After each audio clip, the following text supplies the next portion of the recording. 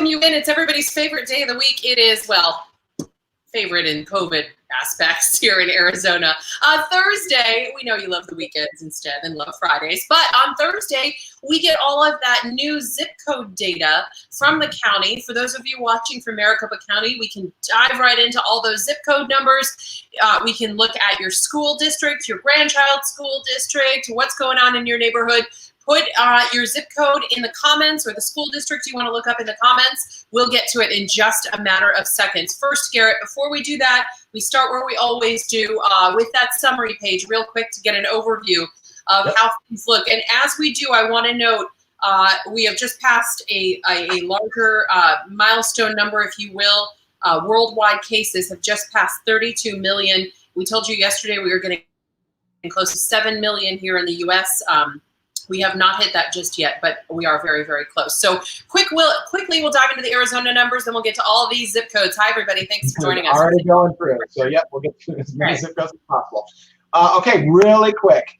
566 new cases at 34 deaths. Now, that case number actually does finally put us, we're now, our 7-day rolling average is finally decreasing on our reported numbers. It's now at negative 10% what it was from 7 days ago. So we're finally passing sort of the U of A, ASU, and antigen bounces that we saw from the last couple weeks. So that's good news. A good amount of tests today, 10,488. That gave our testing numbers were 5.4 and 4.9. Those are the basic John Hopkins numbers, if you will. Our actual number was actually closer. It was, I believe, under 4% today. So great numbers there. And all in all, a pretty decent day right now for a Thursday. All right. Well, everybody's getting their zip codes in, so we can briefly talk about the counties as far as businesses and schools. That information is always updated in the mornings on Thursday. And I know you have the one sheet that everybody loves to kind of see because it's so easy to look at. So we'll put that up. This is going to be very quick to go through because our schools are matching our businesses. So remember, the business categories are split into minimal, moderate, and substantial. And the schools are split into what you're seeing here: virtual, hybrid, and in-person. So these are the recommendations as they stand right now, county-wide. We'll drill down to your neighborhoods, but you're seeing it there. Greenlee in the green, Graham in the red. So they still want Graham to be teaching virtually, and then all the rest are cleared to go into hybrid, and we'll get right into that in just a second. But businesses match this exactly. So you're going to see the same thing on the business chart, except businesses go minimal, moderate, substantial. They mirror this exactly. This is the first week where we've had both schools and businesses match here, Garrett. Correct. And yeah, this is the first time that this has happened. But we have to, let me just put up the other one as well so we can see the businesses, and we'll show how they are matching. But just to make everyone know, as we were talking yesterday, the reality is that at this moment, Coconino and Pima County are very likely to be put into red next week. And I did confirm that with the AZDHS in that after 2 weeks of growth, they should be put into the red. So let's take a quick look at those, very quick look, and then we'll go to the zip codes. So again, Coconino, and what's the other county of concern that these folks should be watching very closely? And we'll try to get some specific information from the governor's office as to what the plan is for all of this going forward if they do indeed go into this red category for longer than just a blip. Yes, so I've got the dashboard up. It's Pima and Coconino counties. Okay. You can see right here, Pima County already has the week of September 6th is at 105 cases per 100,000. If it's over that 100 per 100, that's when it turns red. So as of right now, because it's only been in there for 1 week, it's still considered moderate. However, we can, because I've got all this data at my fingertips here, I can see what things are looking at like right now. And while it's at 105 right now, it's very likely going to be 112 or so next week as well, which would put 2 weeks over that 100 per 100, which does put the county back into substantial. And now the other county that this is happening to is Coconino. And you can see already they have, which is interesting, of course, is that their testing numbers are very good. They're still under 5% for their testing, but their per capita, because of these jumps from NAU, is at 120. And realistically, I looked at this one as well, and this one, Coconino doesn't look very well for next week as well. It looks like it's going to post about a 210 next week. So it's just going to blast up next week. So it's certainly going to go into the red. Other counties that seem to be in danger are, let me just take one look. Gila looks like it's going to post over 100 next week, but that's all the data I have for it. So the only other county that looks like it's in real danger is Gila. Okay, so once again, for everybody just joining us, if you live within Maricopa County, put your zip code in or your school district in, and we'll get to the drilled down information on that. If you're watching from Greenlee County, you're the only spot that is in the minimal category and in the in-person category for schools. So in-person for schools, minimal spread for businesses. So Greenlee looks good. Graham County is the one that is in substantial category and have been this whole time. So that's for virtual learning and substantial category for business. And then Garrett, you're saying Cochise, or rather Coconino and Pima County. Once again, Coconino and Pima County are the ones that are in danger of dipping back out of that moderate category. We'll be asking the governor's office for you what that means for those two groups. Remember when we saw Pinal dip out of that category, they just put two little asterisks by it. I'm trying to remember, was that just because they dipped in for 1 week? I think it was, yes. And so they may say, for example, like right now, well, let me see if I have to find another example of that. It looks like it could now. I'm looking through it right now. Sorry for no. Okay. I don't see another example of that right now happening. So that could be just because it was just 1 week and they already knew that it was going to go down the next week. And right now, most of the counties that are in danger of being really put up there because they're next week, their preceding week, 9/13, is also looking bad. Graham County does look, by next Thursday, it does appear right now that Graham County will probably be gone, will go from substantial to moderate. So next week we'll have some flips. It looks like we're going to have Graham going to moderate while Coconino and Pima go to substantial. Yeah, so I'll tell you what, we'll have our newsroom reach out to the governor's office to find out what this could mean, if it'll mean anything for those two counties. But we wanted to at least let you all know of that before we dive into all of these zip codes. And I'm seeing tons of zip codes and tons of school districts come up. So let's get right to it. I do want to let you know, if you're watching from somewhere outside of Maricopa County, we don't have the numbers for those zip codes. We only get this information, and we're grateful to get it from Maricopa County. So if you're watching from somewhere else, we don't have that specific information. Like I'm seeing Pinal County there. We wish we had that number for the zip code. We just don't.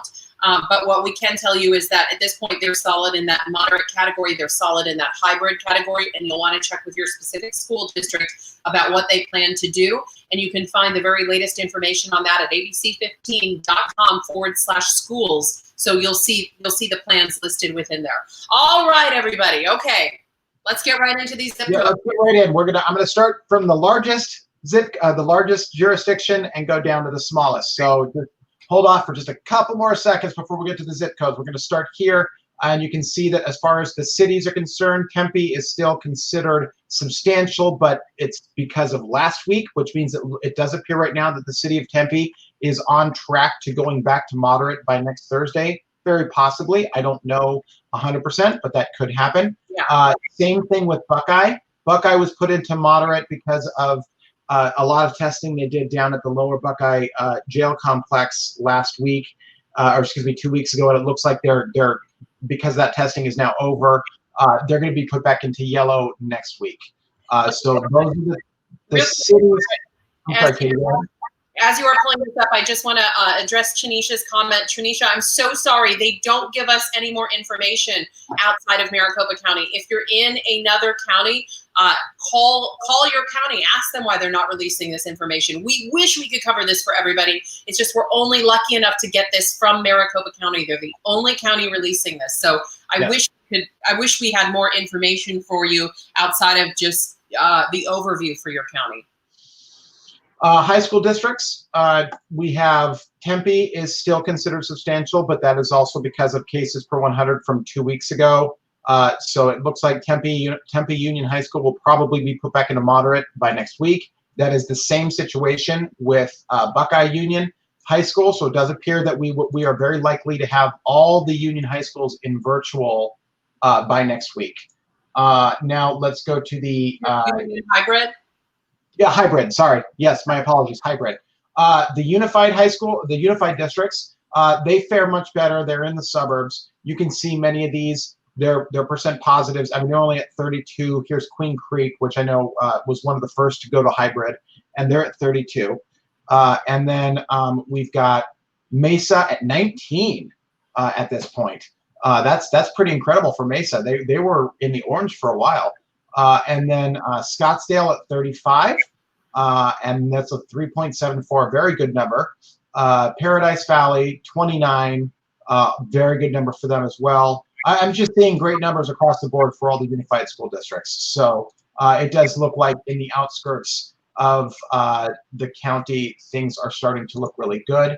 Now we're going to head over to the last thing, the elementary school districts, and then we'll get to the zip codes.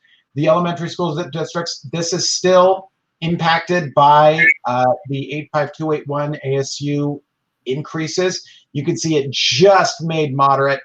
Tempe, what is this? This is Tempe Elementary School District, just made moderate for this last week. So they possibly could go into moderate next week, but it's really hard to tell. These districts right here, Cartwright, what is this one? This is Fowler. This is Riverside, and this is Pendergrast. These are all sort of from the original peak, and we're seeing very good cases per 100, pretty high percent positives in some cases, but a lot of these are getting very close to at least being considered to be moderate. All of them are just outside here and there, but this area is in decent shape, just a little higher percent positive. But we should watch that area. It's concerning that one area of Phoenix has high percent positivity. All right, now let's go to the zip codes. So we'll just get right to it. So as I always remind people, you're going to want to look 3 or 4 places. So we've kind of covered how the cities and counties look, and then drill down to your high school map or your elementary school map, but then also go look at your specific zip code. And when you're making a decision, factor all those numbers in, because the numbers might not be the same. So just because you checked one, like I always use my example, but my zip code goes one direction and my school district goes another direction. So literally there's probably like 10 houses that overlap. It means I get 2 different numbers that I need to factor into my decision for my family, and you all should check all 4 places to do the same to be best educated on. So now down to the zip code map, looking a lot better than it was. It does, and really, this is as if you recall from last week, the zip codes surrounding Tempe were all in the red, and as you can see, this 85281, the ASU zip code, is the only one left that is in the red in this area, not counting the Salt River Pima zip code, and this area, which was sort of the original southeast hotspot from July. All of these zip codes, they're really starting on at least a downward trajectory. The percent positivities are still quite high in this area, but their case per 100s are doing pretty good. So it looks like, in fact, this one right here, 85043, looks like it could move to hybrid or moderate in the next week or so, but it's hard to tell. We did have these Sun City zip codes went back to green or yellow. They were moderate for a moment, now they're back. Excuse me, they were minimal for a little bit, now they're back to yellow. But all in all, we see more of these zip codes receding. We see the red is receding, the yellow is taking over, and we have green popping up here and there. It goes back to yellow sometime. But let's just get right into it. I'll see what I can do on this keypad here. 85249. This is in good shape right here. This is has a very good percent positivity. Cases per 100 is going down from last week. So very good location right now. 85138. Nothing for that. I do apologize. 85301. That one is, this is Glendale. This used to be one of the bigger hotspots in Arizona. And now look at it, 20 cases per 100. Percent positivity is only 6%. These are great numbers on what used to be one of the hottest hit zip codes in Arizona. So 85033, this is still in the red. This is still a substantial zip code. Fairly high percent positivity. The cases per 100 are pretty good, 45. Not bad. In fact, you see there's been very little carryover. It's been almost exactly the same, but still getting sort of the same percent positivity in that particular zip code. Let's move on to 85014. 85014 is a north of downtown Phoenix. Very good numbers here. Very low percent positivity. Declining case per 100 in that zip code. In a very decent shape there. 85395. Also in very good shape. Declining per capita numbers. Steady percent positive. So 85395 is in great shape. 85039, there's nothing there, sorry. 85338, you guys are so fast, I think I see one and then it disappears. And this is also good numbers here, declining case per 100 as well as a level percent positivity. So good numbers for 85338. Real quick, Garrett, I'm seeing, the comment went by so fast. Alyssa's asking, what's the website for this? It's right there on the bottom. So it's maricopa.gov/school dashboard. So again, look up all 4 places, your school district, both high school and elementary, your zip code, and then the county overall looks good, as we've told you, but you want to check all those places. 85374, this looks like it could very well hit minimal at some point very soon. It's a very small zip code. It has a case per 100 of only 12 and a percent positivity of only 2%. So that's a zip code that could be minimal sooner than later. 85019, this is a zip code that, well, that's interesting. This zip code actually should be red, but for some reason it's yellow, but whatever. We have a percent positivity of 15%. And the percent positivity of last week was 5%. The case per 100 did increase, so this is a zip code where there was, from week to week, a pretty substantial increase in cases. Let's see, 85042. 85042 is a South Mountain zip code.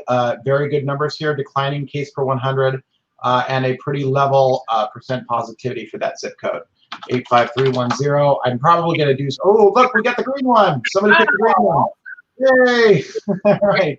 Wonderful. This one has a case per 100 of 10 and a percent positivity of 2.3. So this is a minimal transmission zip code at this point.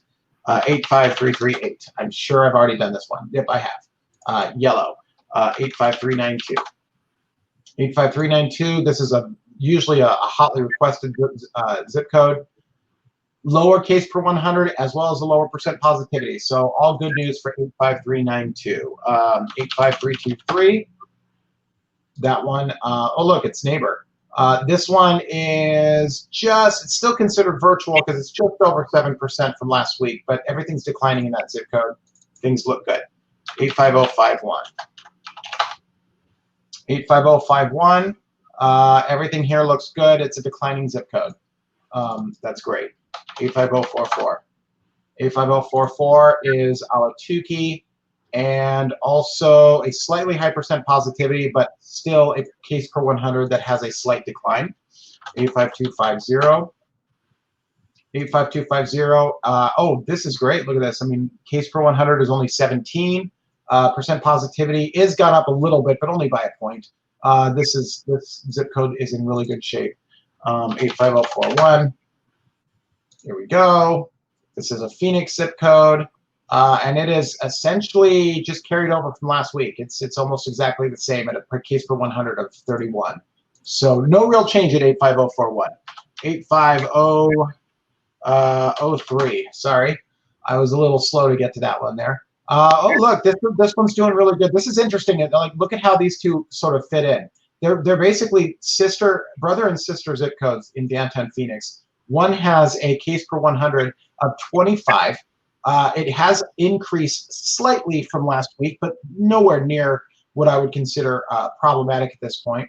And then you look over to its sort of sister zip code, and you have, this was an ASU zip code, 290 case per 100 last week. Good numbers this week, but still just massive numbers from the week before. And it's just interesting to see that kind of thing right next to each other. Yeah. 85042. We've already done this one. It's in good shape.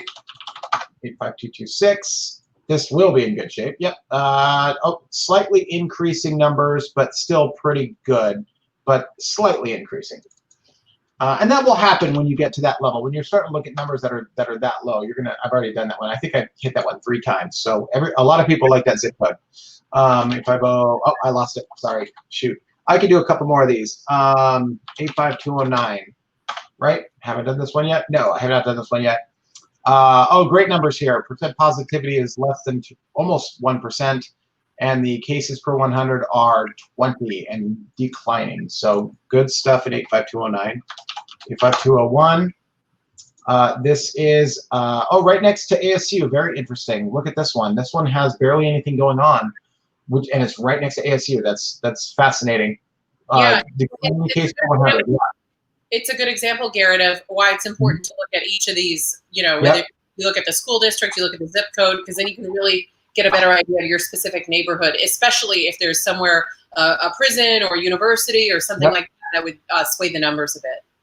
85254 is a declining zip code. It's in pretty good shape. And then I'll do 85326, and then we'll probably end to do this again. We'll end on a substantial. This is Buckeye. This had an extremely high cases per 100 last week because of the jail complex. Oh, no, the jail complex is over there. I don't know which this one is the reason why this one had an extremely high case per 100, but it did. But today's numbers are very good. Case per 100 is only 30, and the percent positivity is 4%. So if there's no targeted testing, no further targeted testing in this zip code, it'll be put back into yellow next week, no problem. And you can check these on the this right here, this www.maricopa.gov/school dashboard. Yeah, this is always popular. Yeah, we'll go back to this. We'll end on this. We usually end on Thursdays. We do we end on the zip code. So we'll go back to these in a bit. Yeah, and we'll try to get some information on what they plan to do in 2 of those counties that are in question right now. We're adding that maricopa.gov link in the chat, so you can all go check it out as well if you want to look at those numbers. We'll get into some of these other issues that are popping up as well. But Garrett, one thing, you said all the high schools, all the high schools should be in hybrid by next week. It does appear so. If you look at both of these, unless there's more targeted testing at ASU, this one, it almost made it into the hybrid model last week, even with the targeted testing that went on.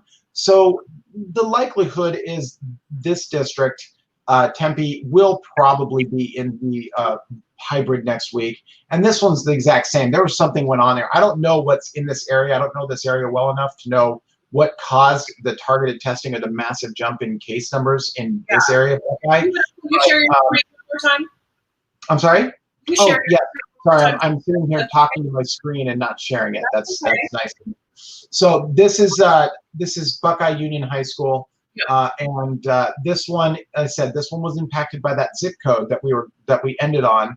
Had a very high case per 100 last week. But otherwise, this week the number is very minimal. So it looks like there was some targeted targeted testing going on in some sort of congregate setting. And I don't know this area well enough to know what would have been the case. Nikki Hines says there's a jail in Buckeye. Also, that could have been the case that there is a jail in this particular region of Buckeye that also that impacted these numbers. I just don't know. Yeah, so if they did a big data drop, it would update like that. So just wanted to show you that quick overview of the high schools. Maybe we could do the quick overview of the elementary schools once again. Yep, one more time. The elementary schools are right here. You can see, and in all of the cases, with the exception of the sort of the middle hotspot, all of this is from targeted testing at the university. This is from targeted testing at a congregate setting at a couple jail facilities, it appears. So these right here are the areas where all of the case per 100s are great looking, but they're just a little high in the percent positivity in this region of Phoenix right now. Yeah. Jessica's asked this a few times. I want to get to this question. Do you think the numbers in Cave Creek Unified are a mistake because they dropped so much, specifically the percent positivity? So if we could peek at that. I know that Carefree did have some high numbers. Let's see what the actual school district in Cave Creek looks like. It's a union. It's a unified. This is Cave Creek Unified. Yeah. And I don't really see anything of note here. The case per 100 was 32, and it's gone down to 26. So I'd have to look back and see what they're talking about, because this one doesn't seem to have anything that sort of jumps out at me. What about percent positivity? The percent positivity was 3.31, and now it's 1.8, and that's really not that much of a jump. If it was like 2% to 10%, that would be something, but it doesn't. That's not really that much. Yeah. Okay. So wanted to check that for you, Jessica. I saw you post that a couple times, so glad we could get to that.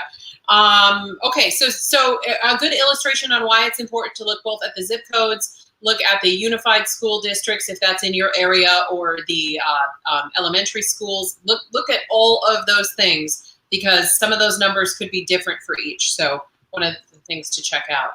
Oh, she's saying the zip code. The zip code looks at 0 positivity.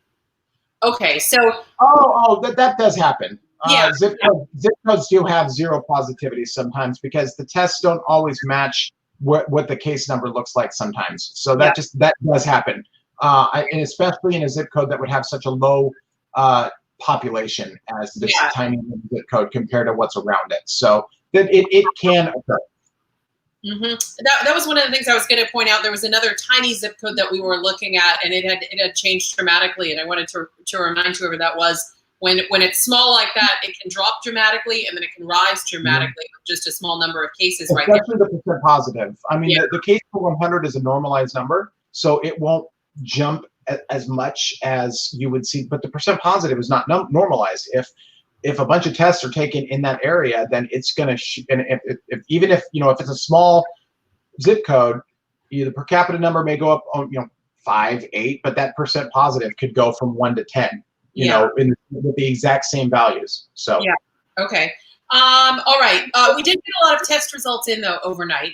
We'll get back to the zip codes in just a minute. We're running out of time here, so I want to get to just a few other important things. We did get 11,000 test results in overnight. So it seems that testing has gone up quite a bit, because we were seeing, Garrett, around maybe 4,000 to 7,000 tests each day. And now it seems like we're seeing between 9,000 to 11 or 12,000 each day. Yeah, let me bring this up. In fact, we can probably bring this particular, what you're talking about, up in Johns Hopkins. Let me just pull it up. It's a better map for this. So overall, we're talking about reported tests. So let me pull this up. Sharing. Here we go. All right. So we'll go with not the Great Lakes region. Nobody cares about the Great Lakes. Oh, no, I'm just kidding. That was terrible to say. All right, Arizona. So we're looking at Arizona. You can see, as we were talking about, the testing numbers here, everything has gone up. This is what you're talking about. You can see our testing, back here, it was, if I can get this thing to highlight, 0.7 tests per 1,000 on September 13th, and now it's 1.7. It's essentially like gone up an entire point in a week. So yeah, it's going up. Our testing is absolutely going up. All right, so it's important to watch that percent positive too. Now, one thing to note on this page, it says 6.6% positive, but you're saying really here in Arizona, we'd be under 4% at this point? Yeah, we would be under, I think today's number, I calculated it at just under 4%. Okay. So and that's the difference between and I'll just show this really quick. I share this page every once in a while, so I'll just bring it up. This is the epi curve, and why there is a difference in those percent positives. This is what our cases actually look like. I know there was an Axios article out today that was talking about a surge in cases in Arizona. There was a surge in reported cases. There absolutely was, because we dumped all our antigen tests last week. But the actual number of tests, because there was such an aggressive backfill with those cases, there is an increase, but it's a very small increase, very small increase. You can see this is last week compared to the weeks before, the 2 weeks before, and it is bigger obviously, but it's very, very small compared to where we were on the top of the peak. Cases that came in today, most of them are recent. You can see there was almost no tests added prior to September, only about 20 tests. And then testing, this is what you were talking about. You can see we had this big dip in testing right here, and now we've shot back up to where we were essentially in August with our testing right now. So yeah, our testing did dip, and now it's going back up. And you can see almost all the tests that were done today did occur in the last week. In fact, yeah, in the last 4 days, in fact, almost all the tests, these 10,000 tests came in the last 4 days, which is pretty incredible if you think about it. Yeah, really incredible. And Garrett, that looks like an internal chart that you've done for us, not something that is posted publicly? No, these are all internal charts for the news station, yes. Okay. It's just fascinating to see how many more tests are coming back. I know more testing means more information. We can get a better scope of how things look. And also, Maricopa County was trying to do their sero survey test where they were going out to get a statistically significant number of households to take an antibody test to kind of see how widespread this situation is. And they're running up a little short. We have a reporter on it tonight.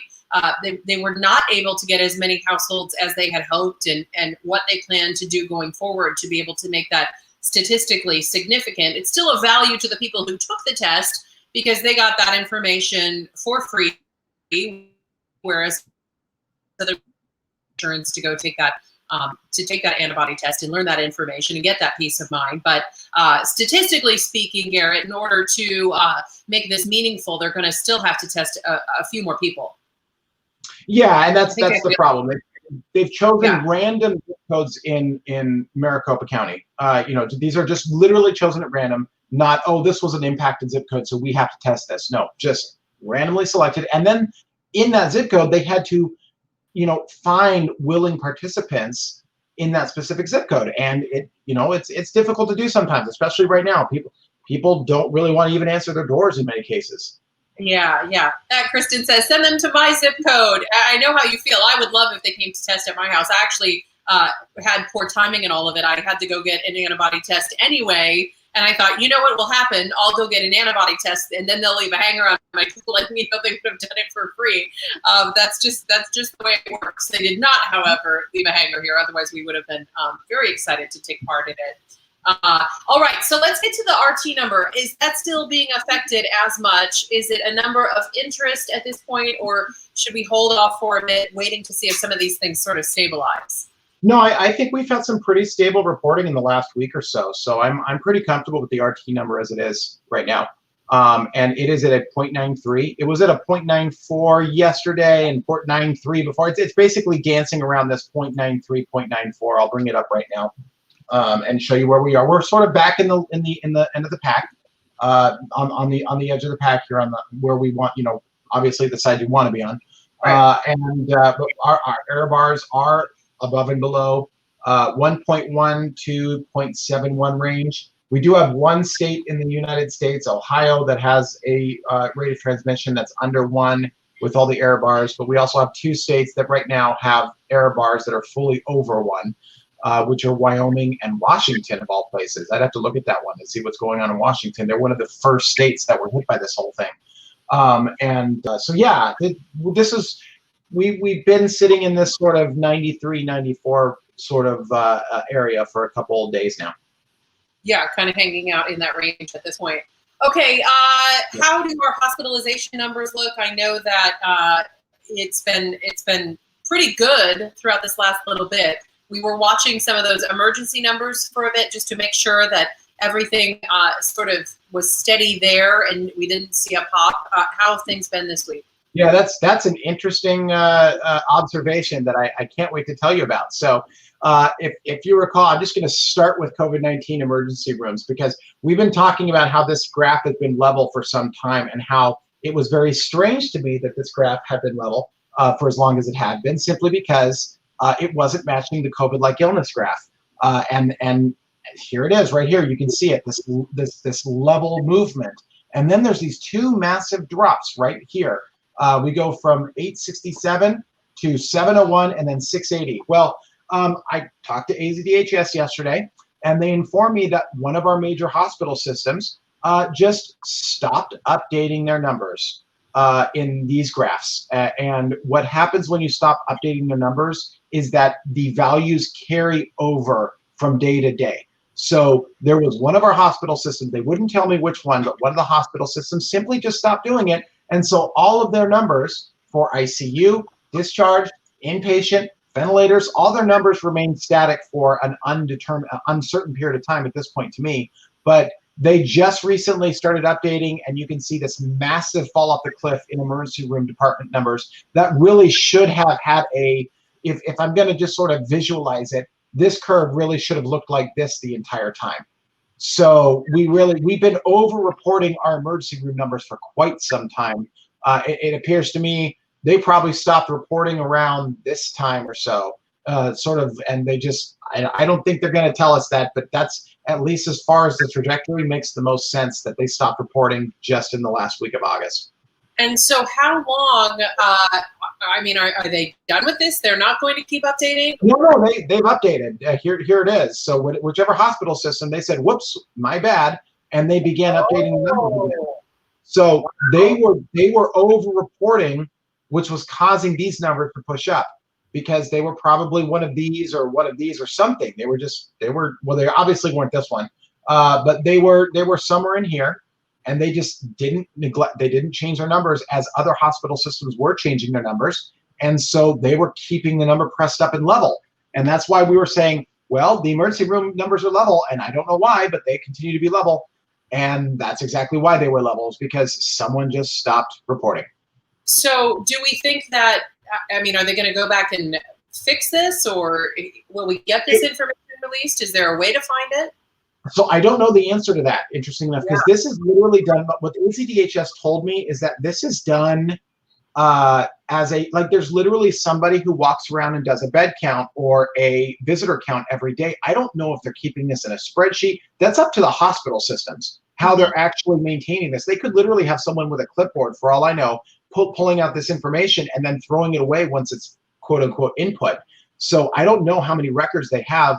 ACDHS said that they are working with the hospital system to backfill the data to see where they can. And I have seen in other charts right now, I have seen a little bit of backfilling going on, a little bit of changing of numbers.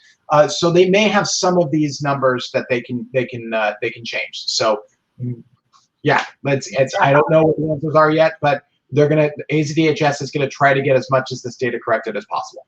Well, we'll keep asking the questions that need to be asked here because it's strange. But that does explain why the graph wasn't mirroring the other end, and we were seeing it leveling out at such a high point. Yes, and it's certainly whatever hospital system it was. It couldn't have been Banner or one of the major hospital systems because I was told by ACDHS that the failure to report came from all of the bed counts, and all of these counts would have been impacted by their failure to report. But as we've seen with all of our other numbers, our inpatient numbers, ventilator numbers, ICU numbers, they've all continued to go down. So whatever hospital system or whatever group was not reporting is a emergency room department heavy group.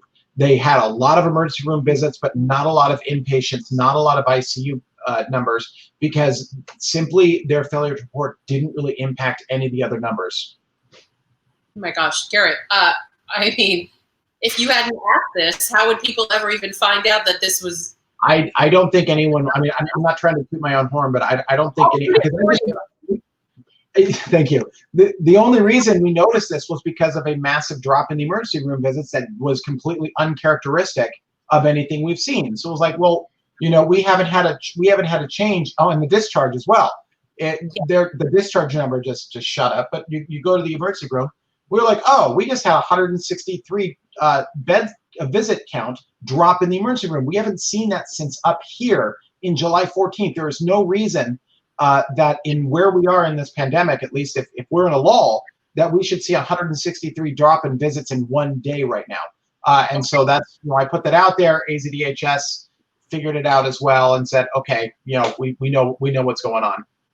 Well, I'm flabbergasted, first of all, and I would hope that we'll see any other anomalies in there if there was anything else that wasn't being reported here. There's no reason to suspect any of these other graphs at this point are off because they're all kind of showing up in in a way that they should, so to speak. Yes, and that's exactly right. And that's in statistics, sort of one of the. That's why and I hope Brant is watching. But this is the part of the noise. Like if when you look at a graph and there's some noise, it's like and this is all done visually in many cases. Like you can expect a certain amount of deviation in a graph, and a lot of these graphs, the ICU beds, the inpatient beds, all of these graphs were sort of following patterns that at least made sense.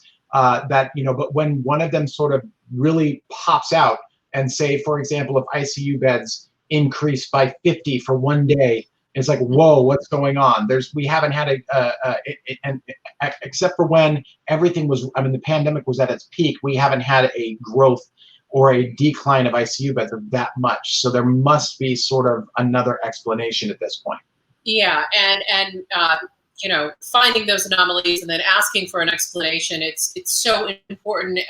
Just to go to our slogan at ABC 15, it's why local news matters. It's why we have to watch for this stuff and ask these questions so we can figure out what the heck's going on, and so that we can have numbers that we can trust in all of this. All right, okay, we have just a matter of minutes left. I know that there's been a lot. Do you want to go back and do some zip codes for people?